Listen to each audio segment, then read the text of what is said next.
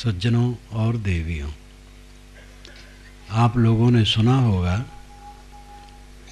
कुछ आत्मा पर भूत प्रेत का दबाव रहता है। वे आत्माएं बहुत पीड़ित रहती हैं, उनके ऊपर भूत प्रेत चढ़े रहते हैं, इसलिए सदैव पीड़ित रहते हैं। प्रेतों का प्रकोप आत्मा पर, उनका दबाव, ऐसे आदमी जहाँ जहाँ रहते, कहीं भी रहें, सोते जागते, जंगल पर्वत शहर नगर घर गांव, कहीं भी रहें, प्रेत उनके ऊपर चढ़े रहते हैं और वे सदैव पीड़ित रहते हैं।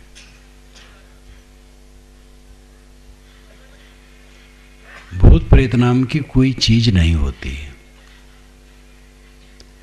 लेकिन ये बात सच है, कुछ आत्माओं पर नहीं, सब पर प्रेत चढ़े हैं।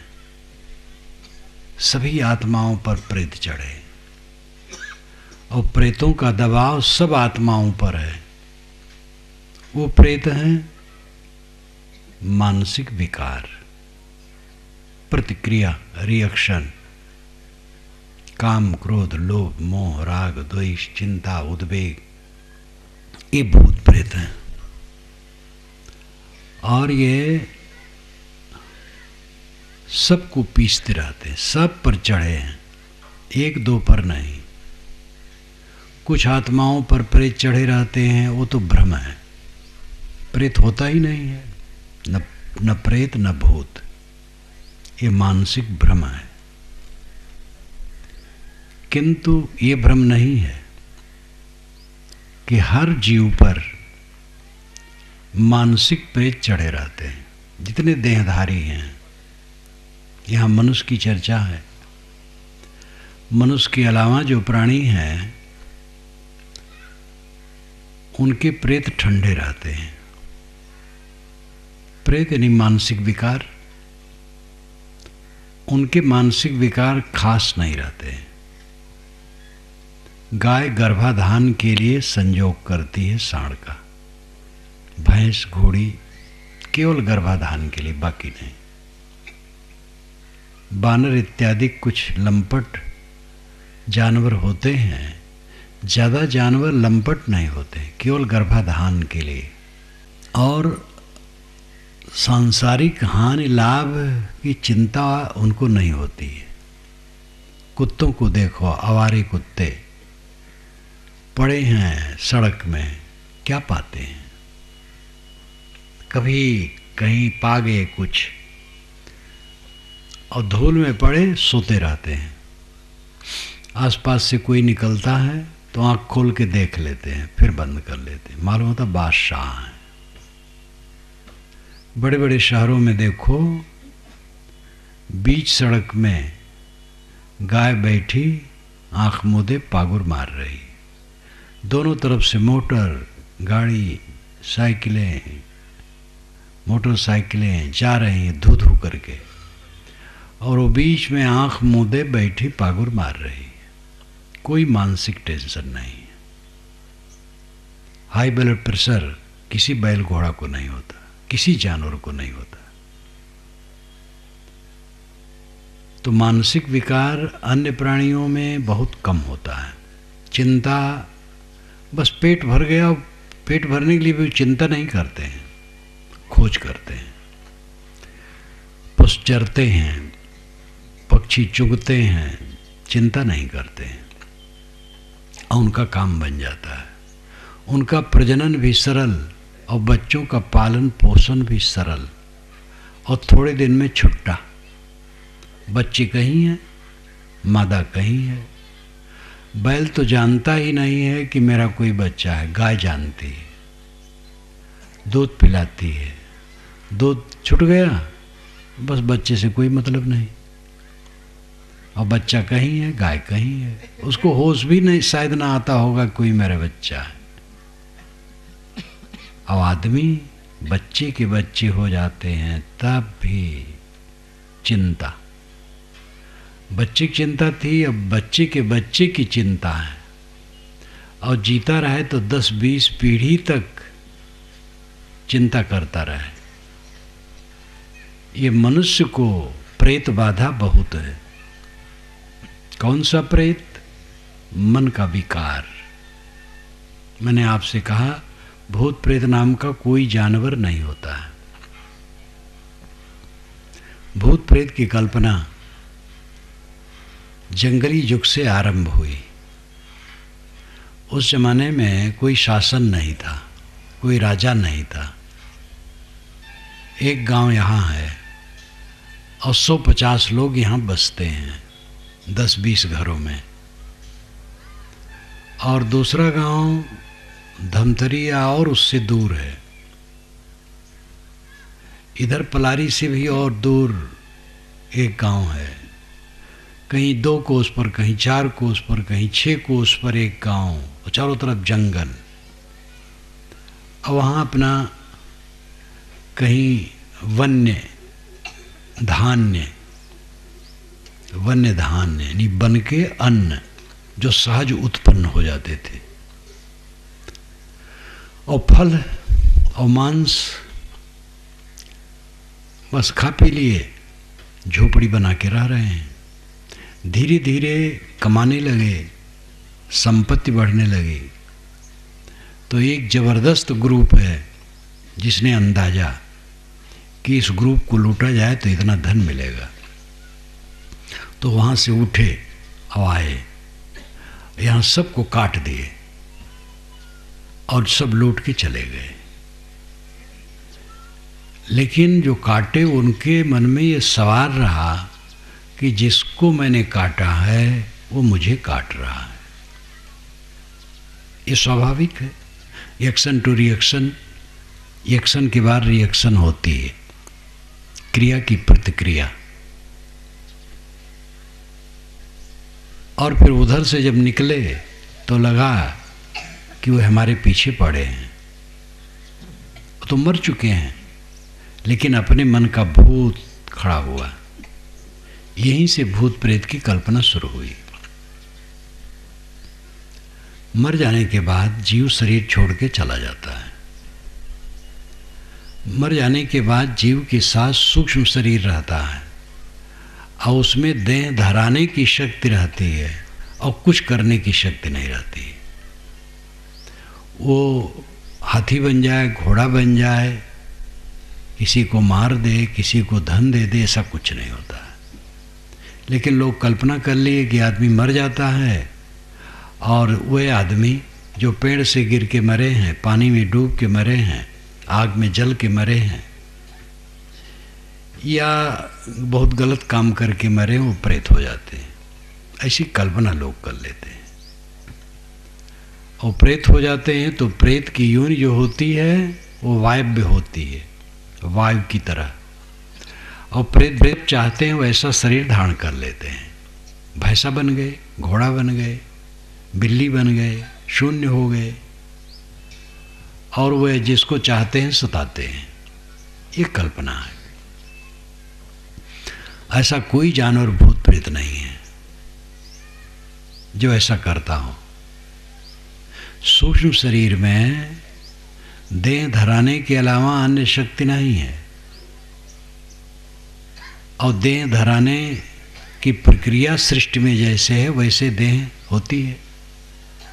जैसे मनुष्य में और बहुत से पशुओं में 8-10 महीने गर्भ में बच्चे रहते हैं, तब निकलते हैं, तो बहुत दिन में वो प्रौढ़ होकर बड़े होते हैं। कुछ योनियों में है 10-20 दिन में सारी प्रक्रिया पूरी हो जाती है। कितने पक्षी हैं अंडा देते हैं और बस थोड़े दिन में अंडा फूट जाते हैं, और 4-6 दिन में चूजे पंख वाले होकर उड़ जाते हैं। तो जहाँ जैसी प्रक्रिया है वैसे शरीर धारण होता है। ऐसा धारण हो कि प्रेत हवा के रूप में आया और घोड़ा बन गया, हाथी बन गया, ऊंट बन गया, ऐसा कुछ नहीं। हाथी, ऊंट, घोड़ा बनने में समय लगता है, और उसके लिए नर मादा का संयोग होता है, गर्भाधान होता है, बच्चे पैदा होते हैं, बड़े होते हैं, सब समय लगता है। एक शीशम का बीज है, उससे आप खड़ाऊ नहीं बना सकते हैं, फाटक नहीं बना सकते। बीज है छोटा सा, नरम नरम। जब वो मिट्टी पानी संजोग पा करके वृक्षाकार होता है और वर्षों में पकता है, तब उसको काट करके फिर खड़ाऊं, फाटक, जंगला कुछ भी बनावें। ऐसे सूक्ष्म शरीर से केवल देह निर्माण होता है सृष्टि की प्रक्रिया के अनुसार। सूक्ष्म शरीर में कोई शक्ति नहीं है कि उससे जीव हाथी घोड़ा बन जाए तत्काल और गायब हो जाए। इसलिए सब कल्पना। भूत प्रेत बिल्कुल झूठे हैं, कहीं नहीं होते हैं। ये आदिम काल की, पुरा काल की, जंगली युग की कल्पना है और कल्पना दिमाग पर छाई है। किताबों में भी लिखा है, किताब लिखने वाले भी मनुष्य हैं। तो ये तो भूत प्रेत झूठे हैं, लेकिन जो ये मन का भूत है ये झूठा नहीं है, सबको रगड़े है। नींद खुलती है और मन का भूत दिमाग पर सवार। अब आत्मा पर दबाव इस प्रेत का बना रहता है और सब पिसते हैं, रोते हैं रात दिन। आंसू न बहावें, अंदर अंदर रोते हैं। चुपके चुपके रोने वाले गीत है, आपने रिकॉर्डिंग में कहीं सुना होगा। अंदर अंदर सब रोते हैं। प्रेत आत्मा, प्रेत का आत्मा पर दबाव, यानी मानसिक विकारों का मनुष्य पर दबाव। अब अपने भ्रम से ये मानसिक विकार पैदा होते हैं और अज्ञान बस, मोह बस, मूढ़ता बस, अहंकार बस, उसको हम ढोते हैं। है कुछ नहीं, लेकिन बड़ा भयंकर है। कुछ न होते हुए इतना सब कुछ है कि सबको रुला रहा है। अंधकार क्या है? लाठी डंडे से पीटो, अंधकार कहीं कुछ नहीं है।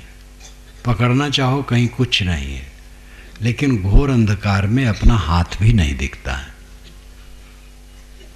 ऐसी ये भ्रांति मन की, कुछ है नहीं, लेकिन ये सबको पीस रही है। ज्ञान हो जाने पर भी ये मानसिक विकार नहीं मिटता है, साधना करने पर मिटता है।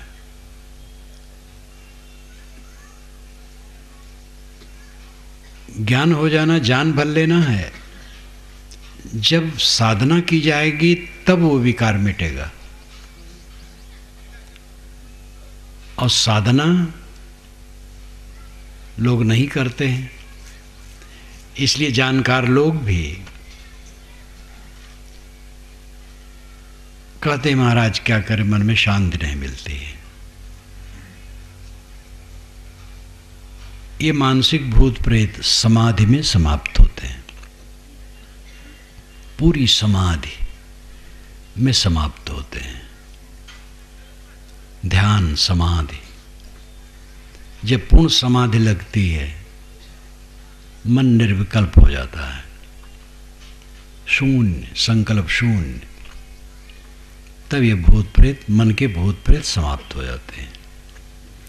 लेकिन समाधि से उठो तो ये भूत प्रेत फिर चढ़ बैठेंगे।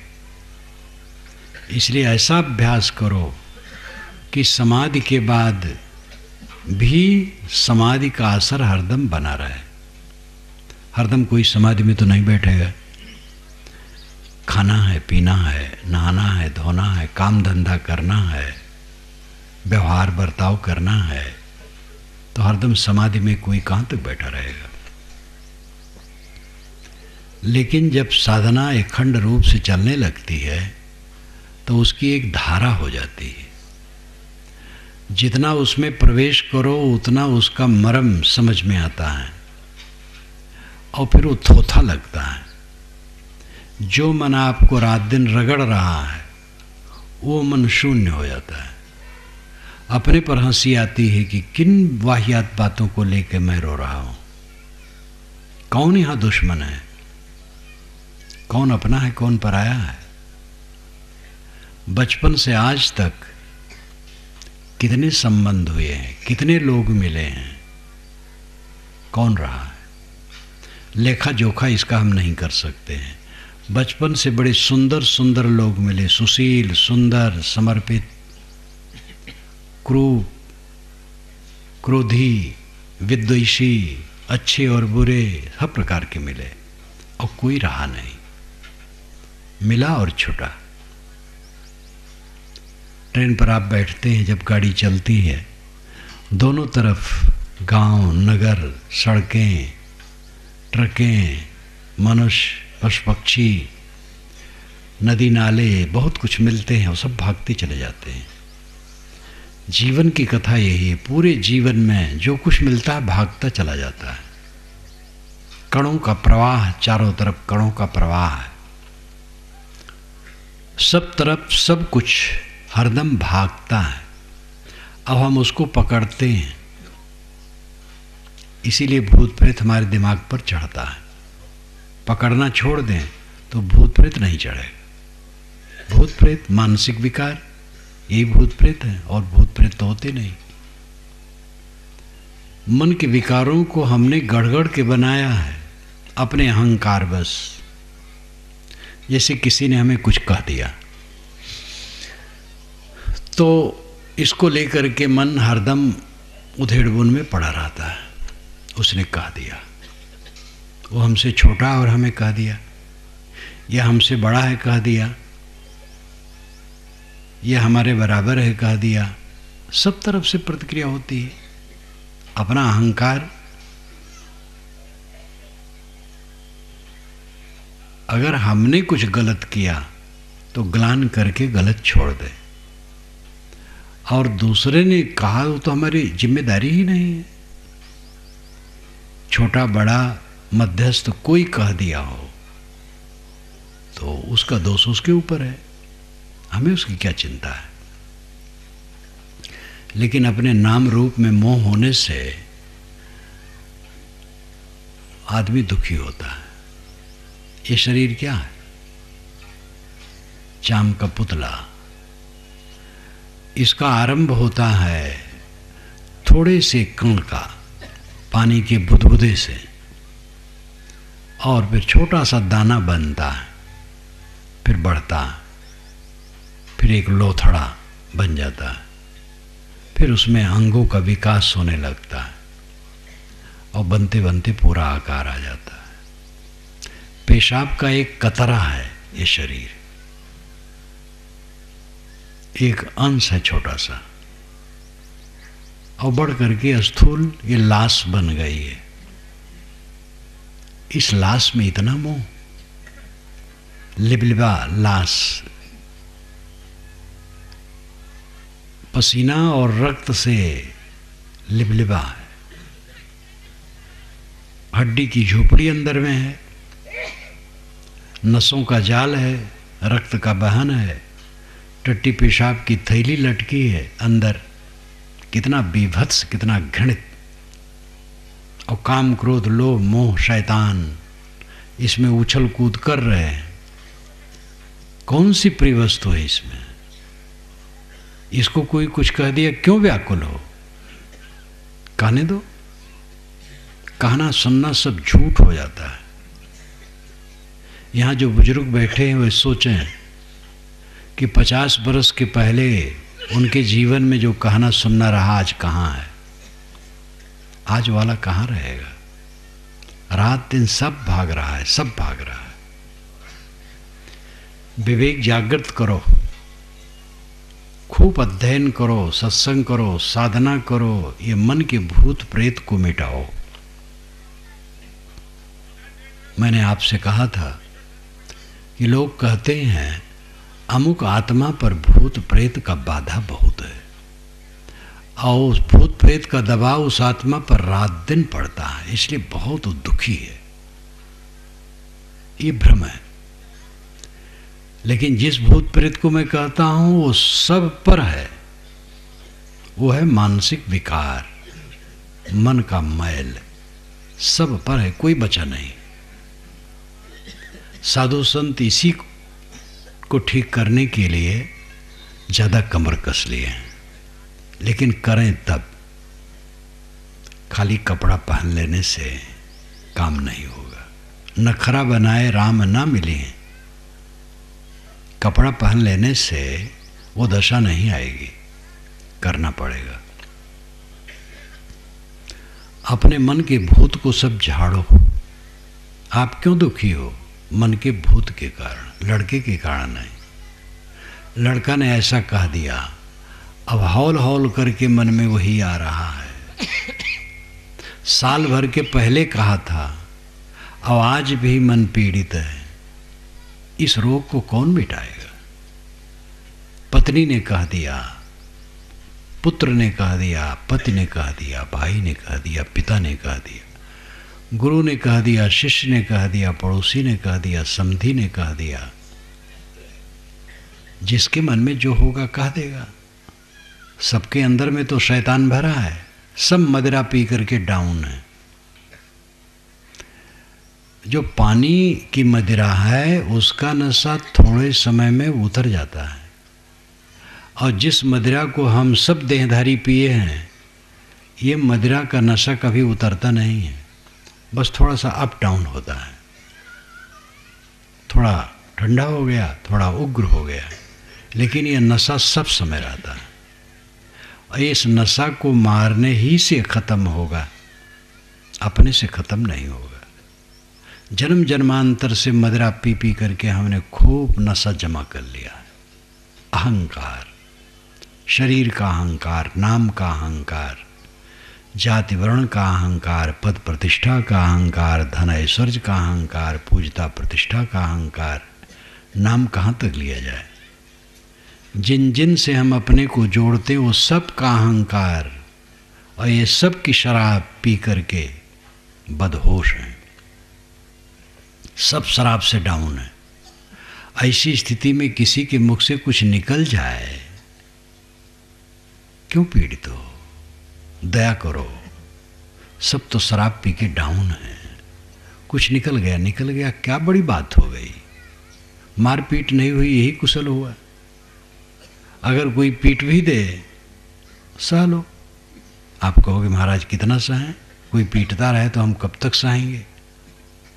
कोई ऐसा पीटता नहीं, कभी कभार ऐसा हो जाता है, तो वहाँ जैसे योग्य हो कर लो, बच जाओ। कहीं ऐसी भी जरूरत पड़ती है कि पीटने वाला है तो पहले उसको पीट दिया। ये नीति की बात है, साधना की बात नहीं। साधना की बात है झुक जाना, और कोई ऐसा पीटता उठता नहीं है। कभी अपवाद स्वरूप ऐसा होता है कि बिना अपराध के कोई पीट दे। ज़्यादातर कहा कोई की बात है, वो तो रात दिन है, घर घर में है, और हर जगह है। जहाँ संबंध है वहीं है। सबका मन हरदम फोड़ा बना रहता है, फोड़ा जिसमें मवाद पकी हो, फूटा ना हो। फोड़ा बहुत पीड़ित करता है। इसी प्रकार सबके मन में मवाद है, सबके मन में फोड़े हैं, और हरदम वो दुखाते रहते हैं। हर आदमी दुखी, हर आदमी दुखी, हर आदमी दुखी। ऐसा कभी मैं नहीं देखता हूँ कि घर में किसी के जाऊँ और कोई कहे साहब 8 लोग हैं, 7 लोग खाते हैं लेकिन हमें भोजन नहीं देते। 7 लोग कपड़े पहने और हम नंगे हैं। 7 लोग घर में रहते और हमें खदेड़ दिए हैं और बाहर पड़ा हूँ। ऐसा नहीं होता। सब खाते हैं, सब पहनते हैं और सब घर में रहते हैं। बस मन की बात है। मन के नाते सब दुखी।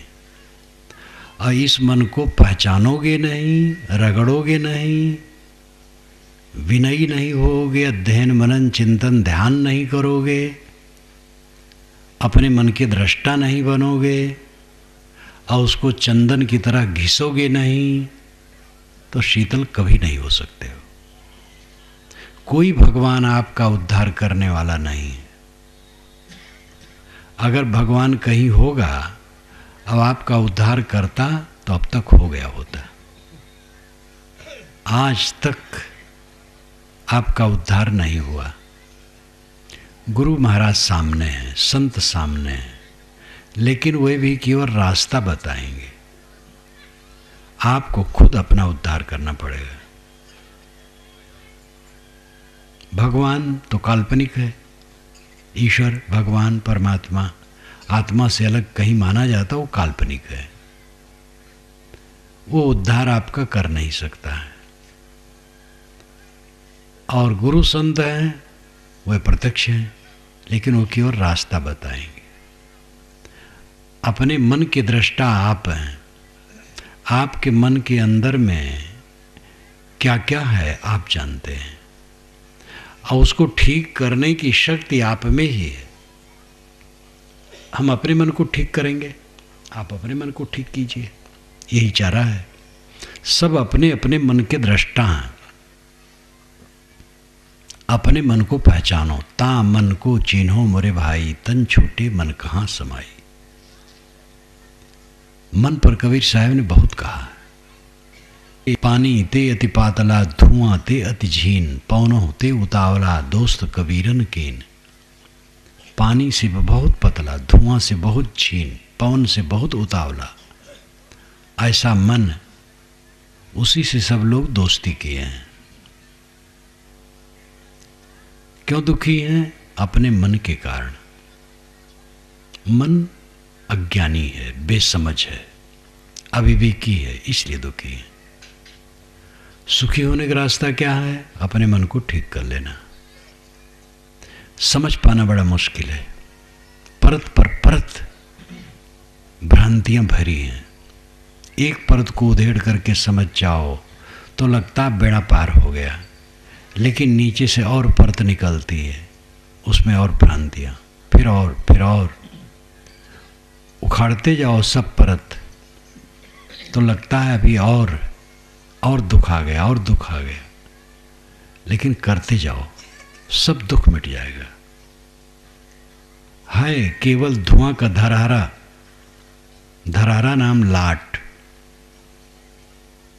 जैसे कहीं जोर से आग लगे और गीली वस्तु वहाँ ज़्यादा हो तो उसका धुआं सैकड़ों फीट ऊंचे पर्वत जैसा हो जाता है, इसको धरारा कहते हैं। तो धुआं का धरारा, धुआं का लाट, मन की दशा यही है। मन कोई द्रव्य नहीं, मन कोई ऐसी चीज नहीं, लेकिन ऐसी चीज है कि सबको ही रुला रहा है। और वो स्वतंत्र जानवर नहीं है कि रुलाता रहेगा, वो हमारे अधीन है, हम ही ने उसको बनाया है। कहा जाता है एक सेठ के यहाँ संत रहे, तो संत चलने लगे तो कहे महाराज ऐसी कुछ कृपा कीजिए कि हमारी तृष्णा सब पूरी हो जाए, बहुत काम करने का मन है। तो संत ने कहा भाई जितना है उतना बहुत है। कहे नहीं महाराज कुछ ऐसी कृपा कीजिए जितना मुझे संतोष नहीं है। तो कहे अच्छा तो मैं तुम्हें एक प्रेत दे दूं, वो बहुत काम कर डालेगा, घंटों में वो बहुत काम कर डालेगा। महाराज बड़ी कृपा होगी। तो संत ने कहा लेकिन जब तुम काम उसको नहीं दे पाओगे तब तुम्हें खाने को तैयार हो जाएगा। तो कहेगा महाराज इतना काम है कि उसको काम में लगाए रखेंगे। कहे ठीक है, तो दे दिया प्रेत को। तो प्रेत खड़ा हुआ सामने, सेठ जी से कहा काम बताओ। तो काम बताया। जिस काम को महीनों में किया जा सकता था वो कुछ मिनटों में करके आ गया। कहा और काम बताओ। तो सेठ को भय तो लगा, इस शुरुआते में ऐसा है। फिर और काम बताते गए, अब काम सब खत्म हो गया। तो कहा जाओ नगर भर का कचरा साफ कर दो। वो भी करके आ गया मिनटों में। कहा काम बताओ। तब लगा कि अब तो जान नहीं रहेगी, हम कहाँ तक काम बताएं, ये हमें खा जाएगा। कहे तुम थोड़ी सी हमें फुर्सत दो, संत से पूछ लो। गए संत के पास, कहे महाराज जो आपने खतरा बताया था वही खतरा है, अब जान बचेगी नहीं, कुछ बताइए क्या करूं। काम वो इतना चाहता है, वो मैं दे नहीं पा रहा हूं, खाने को तैयार है। तो उन्होंने कहा देखो एक बांस गाड़ दो, जब कोई काम ना हो तो कह दो इसी पर चढ़ो उतरो, तो चढ़ता उतरता रहे, वो काम कभी खत्म नहीं होगा। तो ऐसे कर दिया। ये काल्पनिक कहानी है, कोई ऐसा प्रेत भूत नहीं, ये मन है। ये मन सबको रगड़ रहा है, सबको रुला रहा है, रात दिन रुला रहा है, सब रो रहे हैं। इस मन को काम बताओ। साधना व्यवहार का भी काम जरूरी है। हल चलाओ, ट्रैक्टर चलाओ, कुदारी चलाओ, नाली साफ करो, कपड़ा बुनो, जो रचनात्मक काम है, जहाँ जिसकी जो जिम्मेदारी है, रोटी पकाएं, बर्तन माजें, सब काम करो। हिंसा का काम न करो, मुर्गी बेचने का धंधा न करो, बकरी बेचने का धंधा न करो, कसाई का काम न करो, नशा की चीज को बेचने का काम न करो।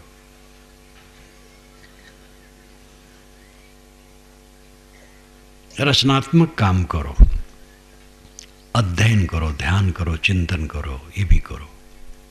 ऐसा धंधा न करो कि फुर्सतें न हो। कितने लोगों को फुर्सत नहीं, सुबह से शाम तक फुर्सत नहीं। जब दूसरे का काम करते करते थक गए तब घर का काम कैसे करोगे? दूसरा है व्यवहार, घर का है आत्मा का। व्यवहार ही का काम करते करते थक गए तो आत्मा का काम कैसे करोगे? इसलिए समय निकालो। सरकार ने रविवार को छुट्टी इसीलिए दी है, और केंद्र सरकार ने तो शनिवार रविवार 2 दिन की छुट्टी दी है। तो अपने व्यवहार में से तृष्णा इतनी न बढ़ाओ कि रात दिन फुर्सत नहीं। समय निकालो, बैठो अकेले में, अपने मन को समझने की चेष्टा करो। स्वाध्याय ध्यान चिंतन से शक्ति बढ़ेगी। मन बहुत बड़ा बवंडर है और मन शून्य है, कुछ नहीं। न समझने से यदि मृषा छूटत कठिनाई, गोस्वामी जी ने जो कहा, जड़ चेतना ही ग्रंथि परी गई। यदि मृषा छूटत कठिनाई, जड़ चेतन की गांठ पड़ गई है। जड़ चेतन की गांठ का मतलब नहीं है कि वो रस्सी की तरह दोनों हैं, एक में गठिया दिए गए हैं। अभिप्राय है कि चेतन को जड़ का मोह हो गया है, यही गांठ है। चेतन आप हैं और जड़ 5 विषय है, स्व और पर 2 ही विषय है, स्व और पर। स्व नाम खुद, पर नाम 5 विषय, आत्मा और अनात्मा। आत्मा अनात्मा में मोह कर लिया, यही गांठ है। अपना आपा आत्मा ही है, अनात्मा अपना कभी नहीं हो सकता है। जब शरीर अपना नहीं होगा तो क्या वस्तु अपनी है? आत्मा को पहचानो। तो ये गांठ यदि मृषा व्यर्थ है, लेकिन छूटत कठिनाई, छूटने में कठिनाई है। इसका उदाहरण आप लें, बीड़ी पीने वाला कहता महाराज क्या करूं, इतने दिन से बीड़ी पीता हूं, छूटना कठिन है, छूटने में कठिनाई हो रही है। लेकिन है मृषा, आदत है एक। वीरता करो, दृढ़ता करो, छोड़ दो। जेब में बीड़ी है, फेंक दो तोड़ करके, और संकल्प कर लो पिएगे नहीं, चाहे जान निकल जाए। लेकिन बीड़ी छोड़ने से किसी की जान आज तक नहीं निकली। और बस 4-6 दिन मन परेशान करेगा, फिर धीरे धीरे चित्त से उतरने लगेगा। और केवल साधते रहो, अपने को संभालते रहो। कुछ दिन में देखोगे कि वो चित्त से उतर गया है। फिर तो ऐसा भी समय आएगा कि बीड़ी का धुआं भी आपको पसंद नहीं होगा। कोई भी गंदी आदत है, छोड़ने में कठिनता लगती है। अगर वो दृढ़ होकर छोड़ दे तो कुछ दिन में खत्म हो जाती है, और फिर परम सुखी। आसक्ति एक भ्रांति है, और जब आसक्त में विघ्न पड़ता है तो वो भ्रांति बिना साधना की उड़ जाती है। एक लड़का एक लड़की का प्रबल मोह हो गया और उसमें लड़के का ज़्यादा चक्कर था। लड़का कहा कि उसके बिना मैं रह नहीं पाऊंगा, मर जाऊंगा। धीरे धीरे उस लड़की का मोह दूसरे लड़के से हो गया। जब वो जान पाया कि दूसरे लड़के से इसकी मोहब्बत हो गई है तो उसका मन इतना खट्टा हुआ कि उसको ताकना भी पसंद नहीं करता था, उसकी चर्चा पसंद नहीं करता था। मन वाणी कर्म से उसका त्याग कर दिया। ये ठोकर लगने की बात है। विवेक से कटता है लेकिन ठोकर से भी कहीं कहीं कटता है। राजा भरतहर का ठोकर से कटा था। राजा भरतहर की कहानी कभी कभी मैं कह देता हूँ। उज्जैनी के राजा छोटे भाई विक्रमादित्य दोनों बहुत योग्य थे। राजा भरतहर संस्कृत के प्रकांड पंडित, उन्होंने गद्दी पर रहते रहते श्रृंगार शतक लिखा था, राजनीति शतक लिखा था, और जब विरक्त हुए तो वैराग शतक लिखे। तो योग्य बहुत थे। उनकी खास दुर्बलता थी अपनी पटरानी पिंगला में अति मोह। लेकिन पिंगला का दोष था, वो पति को समर्पित नहीं थे। घोड़ा दरोगा से मोह। राजाओं के घोड़े होते थे तो घोड़ों का जो मालिक होता था, उसके सेवक प्रबंधक, वो सब के ऊपर जो होता था घोड़ों का, वो उससे मोहग्रस्त थे। और इस बात को बहुत लोग जानते थे लेकिन भरतहर नहीं जानते थे। विक्रमादित्य ने एक दिन भरतहर से कहा कि भैया भाभी का मन ठीक नहीं है।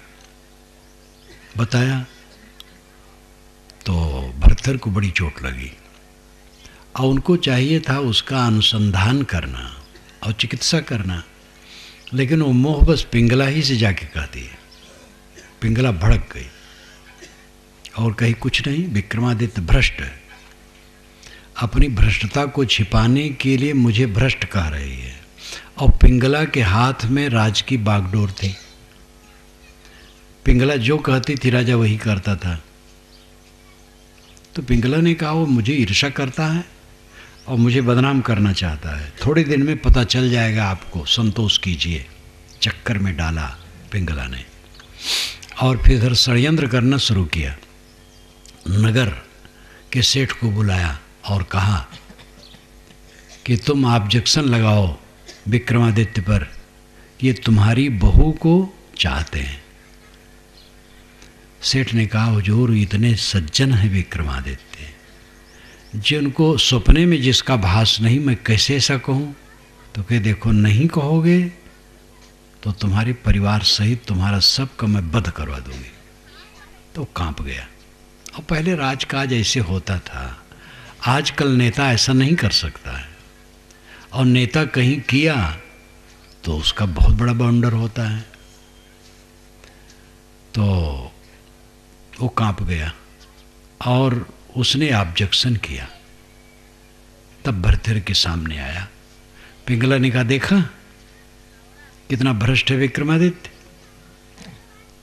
तो भरतहर ने विक्रमादित्य को बुला के कहा तुम्हें और दंड मैं नहीं देता हूं, तुम राज से निकल जाओ।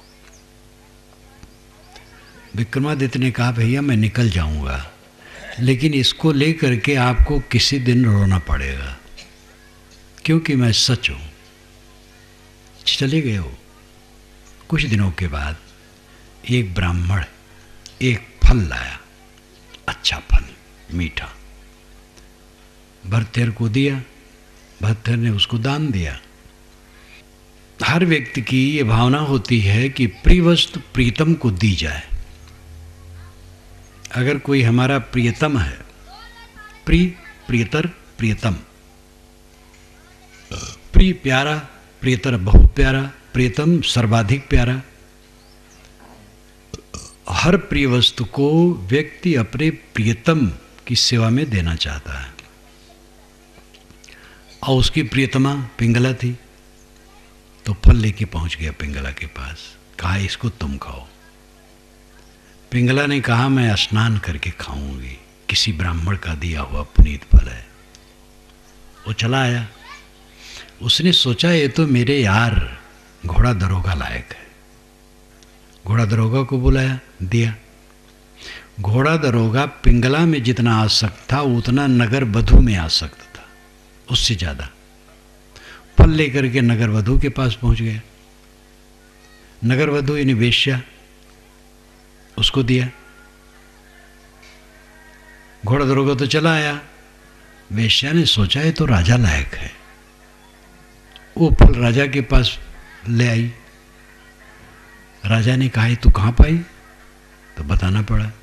घोड़ा दरोगा बुलाया गया, उसको बताना पड़ा पिंगला से। उसने फल रख लिया, पिंगला के पास गया, फल तूने खाया? कहे वो तो तभी खा गई। निकाल के दिखाइए कहाँ से आया। पिंगला बदहोश हो गई, समझ गई आज हमारी पोल पट्टी खुल गई। राजा चाहता पिंगला को मरवा देता, घोड़ा दरोगा को मरवा देता, कुछ नहीं किया। अपने कक्ष में आकर के ग्लान में डूब गया।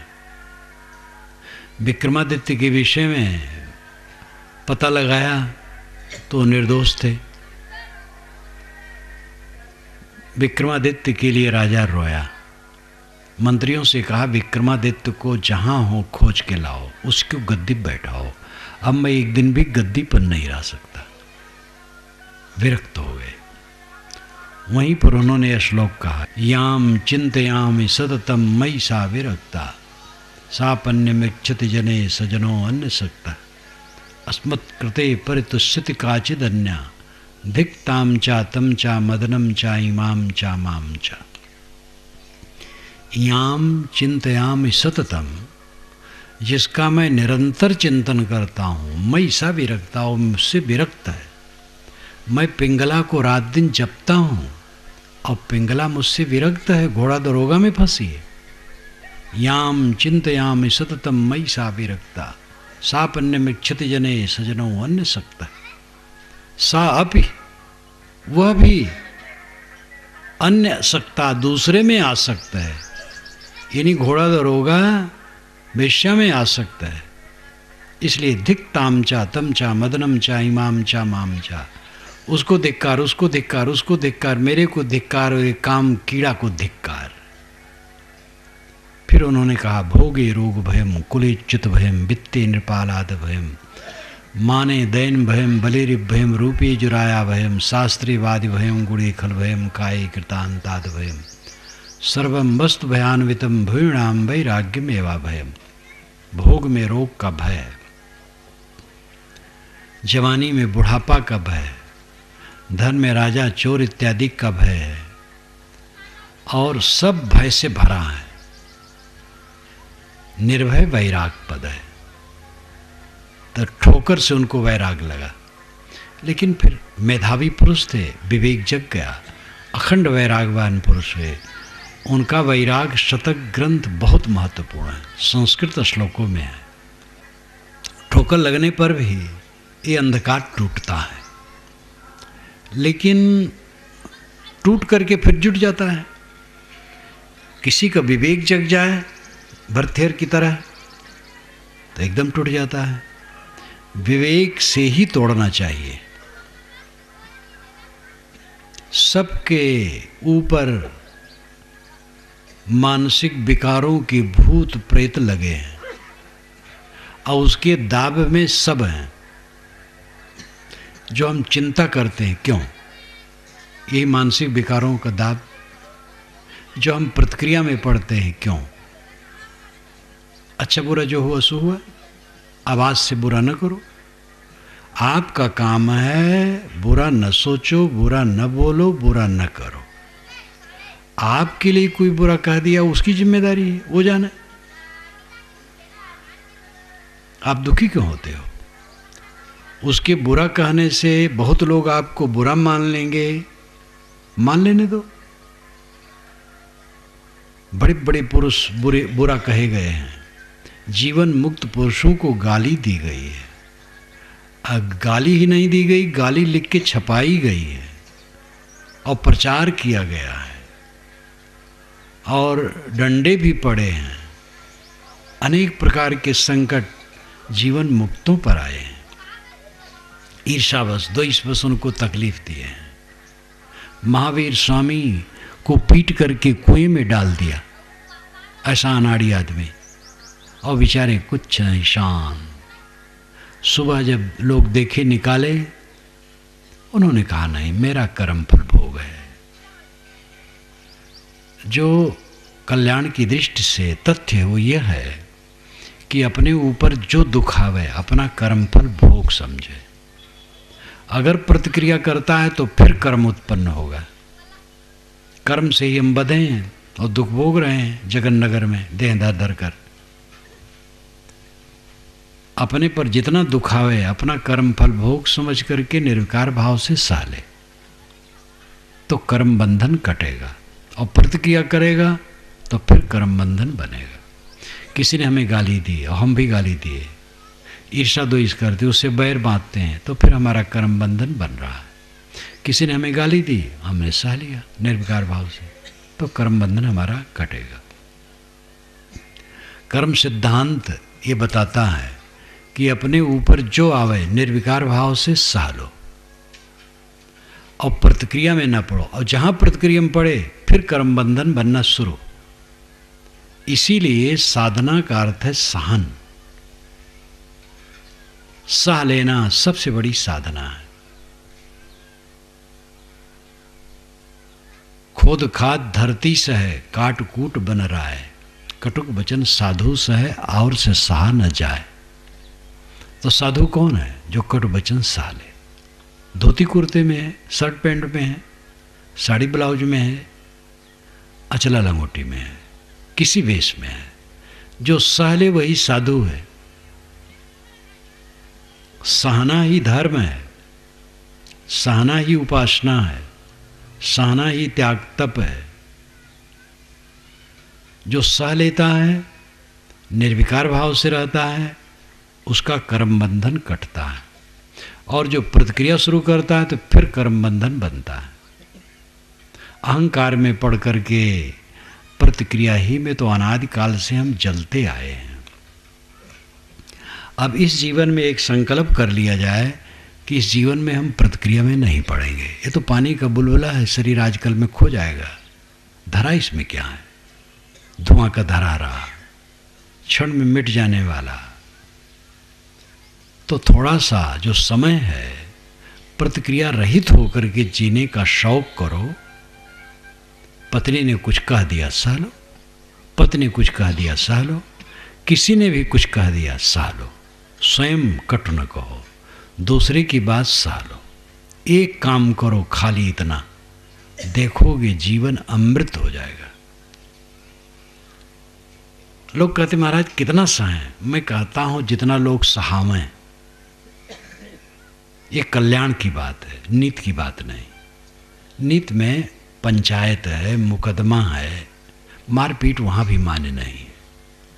अब कोई लाठी लेके आया, आप भी लाठी लेके अपने संभाल लिए, ठीक है,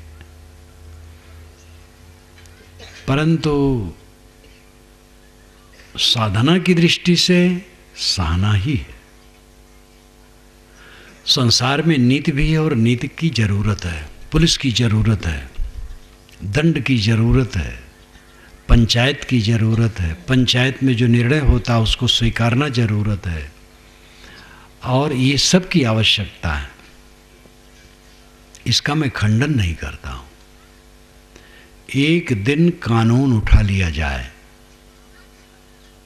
पूरे भारत को छोड़ दो, केवल धमतरी जिले में घोषणा कलेक्टर कर दे कि धमतरी जिले में 10 तारीख को, 10 मार्च को कोई कानून नहीं रहेगा, कोई कुछ करे उसको दंड नहीं होगा, तो धमतरी में उथल पुथल हो जाएगी पूरे जिले में, पता नहीं क्या क्या होगा। अभी एक सज्जन हमसे कह रहे थे परसों कि महाराज जो संकट है, जो उन्होंने बताया, कितनी चोरियाँ और कितनी विपत्ति हुए मुझे बताए। ऐसे ऐसे बदमाश, ऐसे ऐसे दुष्ट हैं। खाली धमतरिक बात नहीं है, पूरी दुनिया की बात है। इसलिए कानून की ज़रूरत है, दंड की ज़रूरत है, न्याय की ज़रूरत है। लेकिन जो ये स्टेज है, ये साधना का पक्ष है। साधना में सहना जरूरी है। जो रात दिन सहना है, क्या उसमें पंचायत करोगे? आप घर में गए, वो पत्नी ने कुछ कटु कह दिया तो क्या करोगे? मुकदमा दायर करोगे कि पंचों को बुला करके पंचायत करोगे? वहाँ तो सह लो। लड़के ने कुछ कह दिया, एक लड़के ने अपने पिता को डंडे से मार दिया, उनके पैर में घाव हो गया। दूसरे दिन लोग मिलने आए, कहे ये क्या हो गया? कहे वो जा रहा था, लकड़ी लग गई, चोट लग गई। कैसे कहें कि पुत्र ने मार दिया? अपनी बदइज्जत कराना। तो जहाँ सहने की बात है, रात दिन, वो मुकदमा वहाँ नहीं चलता है। रात दिन जो सहना है, कितना मुकदमा करोगे? पुत्र पर, पत्नी पर, पति पर, मुकदमा फिर रहेगा। जो बराबर सहना है, वहाँ सहना ही है, मुकदमा नहीं करना, और लड़ना भी नहीं है, पंचायत भी नहीं करना है। साधना का पक्ष बिल्कुल अलग है। मर जाना साधना है। जीवत मृतक साहिब में साखी ग्रंथ में कहा है, बीजक में भी तो कहा है, मरते मरते जग मुआ, मोए न जाना कोई, ऐसा होए कि ना मुआ बहुर न मरना हो। जीवत मृतक, जीते जीते मर जाओ, अहंकार छोड़ दो, तब जानिया जब जीवत मुआ। जीवन की सच्चाई तब समझ में आई जब जीते जीते मर गया। इसका मतलब क्या है? अहंकार छोड़ दिया, शीतल हो गया। मस्त राम मुर्दे से पूछे, मुर्दा कुछ बतलाओगे? मुर्दा में से मुर्दा बोला, मर जाओ सुख पाओगे। मस्त राम लेटे थे, एक मुर्दा पड़ा था, तो मस्त राम ने मुर्दे से कहा कि मुर्दा राम कुछ मुझे सीख दोगे? मुर्दा ने कहा जरूर सीख दूंगा। ये कहो कि मर जाओ सुख पाओगे। मैं मर गया, झंझट खत्म, तुम भी मर जाओ। जब आदमी मर जाता तो चिंता करता है कुछ? घर द्वार सब जैसे हो, मर गया बस, तो मर जाओ सुख पाओगे। तो यहाँ मर जाने का अर्थ है मन को मार लेना, जहर खाना नहीं। वैसे आजकल आत्महत्या में बड़ी वीरता हो गई है। आत्महत्या अंग्रेज गवर्नमेंट के ज़माने में बहुत कम होती थी। मुझे बचपन में याद है कि गरीब तबकों में, बहुत गरीब मजदूर बेचारे, वर्षा में कुछ दिन तक भूखमरी उनकी पड़ती थी। चूल्हा नहीं जलता था 2-2, 3-3 दिन। आस पास के लोग जब जान पाते थे तो उनको कुछ देते थे। लेकिन मैंने कहीं नहीं देखा कि कोई आत्महत्या किया है। अब आजकल आत्महत्याएं कहाँ हो रही हैं? खाते पीते घर में। मजदूरों में नहीं होती है। मजदूरों में कहीं आत्महत्या होती हो तो हो, ज़्यादातर ये खाते पीते घर में, संपन्न घरों में होती है। मध्य रूप में जो हैं संपन्न और बड़े कहलाने वाले, इनमें होती है, मजदूरों में नहीं होती है। मजदूरों को आत्महत्या करने की फुर्सत ही नहीं है। दिन भर डट के काम किए, शाम को दर फर करके पका के खाए और चटाई पर पड़े और रात भर सोते हैं। फिर सुबह काम में लग गए, कब आत्महत्या करें वो? ये जो बैठे ठाले लोग हैं और कमाते खाते हैं, जिनको ब्लड प्रेशर बढ़ता है और शुगर बढ़ता है, हार्ट की बीमारी बढ़ती है और तमाम बीमारियां और तमाम रोग, जो अब 4 कदम भी पैदल चलना नहीं चाहते हैं, ऐसे लोग आत्महत्या खूब कर रहे हैं। ये सब मानसिक विकार है। आत्महत्या, तलाक, जो विदेश में ज़्यादा बोलबाला था, भारत में वो बढ़ रहा है। टीबी ने तो खूब कमाल कर दिया है। अब तो सबसे बड़ा देवता कौन है? टीबी। आपके घर में टीबी, कपड़ा बढ़ाया है, जब आए सुई चान किए, बस उसके सामने मुग्ध हैं। अब धर्म कर्म भगवान भवानी कौन पूछता है? सबसे बड़ा भगवान टीबी है और उसका मवाद सब दिमाग में भर के तब सोते हैं। संभालो अपने को, ये जो भौतिकवाद की बहिया है अपने को बचाओ। व्यक्तिगत कोई साधना कर सकता है, समाज सुधार कोई वस्तु नहीं है, व्यक्ति सुधार वस्तु है। व्यक्ति ही तो है, समाज क्या है? एक एक व्यक्ति अलग कर दो, समाज क्या है? व्यक्ति सुधार होता है और व्यक्ति व्यक्ति के सुधरने से समाज सुधार कहा जाता है। अपने को संभालो, समस्या नहीं है। बहिया बनी रहे, दुनिया जैसे वैसे रहे, आप अपने पर दृढ़ हो जाओ तो आपका कल्याण पक्का है। तो भूत प्रेतों का दबाव कुछ आत्मा पर होता है और वे बेचारे बहुत पीड़ित रहते हैं। ऐसा आप कभी अखबारों में पढ़ते होंगे, पत्रिकाओं में पढ़ते होंगे। वो झूठी बात है। कोई भूत प्रेत नहीं है जो आत्माओं पर दबाव डाले। लेकिन ये मानसिक भूत प्रेत, रिएक्शन, प्रतिक्रिया, काम क्रोध लोभ मोह चिंता व्याकुलता, ये भूत प्रेत सबके ऊपर सवार हैं और सबको रुला रहे हैं। इनको झाड़ो, इसके लिए स्वयं बैगा बनो। ये बाहरी बैगा काम नहीं करेगा। गुरु संत बड़े बैगा हैं इसके लिए, तो रास्ता बताएंगे। बस वो अपना भूत झाड़ लिए हैं और झाड़ते रहते हैं। आपको बताएंगे आप भी ऐसे झाड़ो। ये जो बैगा आता है वो तो कहता मैंने पकड़ लिया भूत को, क्योंकि न भूत होता है न वो पकड़ता है, वो धोखा देता है। लेकिन ये भूत सच है जो मानसिक विकार का भूत है, और गुरु संत इसके लिए बैगा हैं, सोखा हैं, और वो झाड़ते हैं, अपना झाड़ते हैं और आपको बताते हैं ऐसे झाड़ो। आपको खुद झाड़ना पड़ेगा। हाँ, ऐसे भी गुरु हैं जो कहते हैं तुम मेरी शरण में हो जाओ, तुम्हारी मुक्ति की जिम्मेदारी हमारी है। वो धोखेबाज है। कोई किसी की मुक्ति की जिम्मेदारी नहीं ले सकता है। स्वयं अपनी मुक्ति करनी होगी। अपने मन के भूत को झाड़ो, मन को ठीक कर लो, मन शीतल हो जाए, मन मक्खन हो जाए, मन सुबस हो जाए, बस परमानंद है।